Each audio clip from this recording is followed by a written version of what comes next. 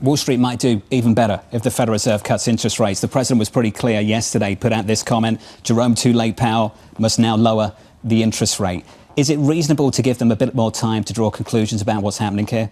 Well, I think what we could see is that, first of all, what if the BLS data had been the higher quality and we'd had those numbers, Jonathan? So if we'd seen those numbers in May, in June, I suspect we could have had rate cuts in June and July. So that tells me that there's a very good chance of a 50 basis point rate cut. And I think President Trump is very good at giving these nicknames. And I think the reason that the Jay Powell gets the nickname Too Late is because he wants to go into a series of rate hikes. He's not willing. He's not Alan Greenspan, who was very forward thinking. They try to be more data driven, which I think is a mistake, because I think we are going back into an economy like we had in the 90s.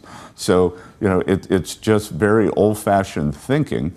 But I do think we could go into a series of rate cuts here, starting with a 50 basis point rate cut in September. A 50 basis rate cut in September, does that signal that the economy, though, is not doing well? That signals that there's an adjustment and the rates are too constrictive.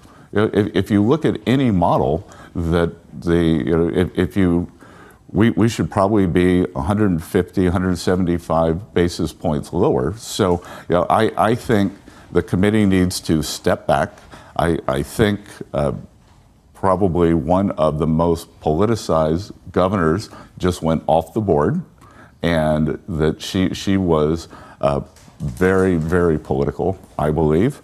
And I think that what did she do that gave you that impression? I'd love to know. Sorry? I imagine you're referring to Governor Kugler. What did she do that gave you that impression? I think there's a lot of inside baseball. And look, Governor Kugler, you read what she was saying when Kamala Harris was running, that we needed rate cuts, we needed this, we got to phone the runway. And then all of a sudden, it was hard to know whether, TDS, was it Trump dementia syndrome, or Trump derangement syndrome, or tariff derangement syndrome?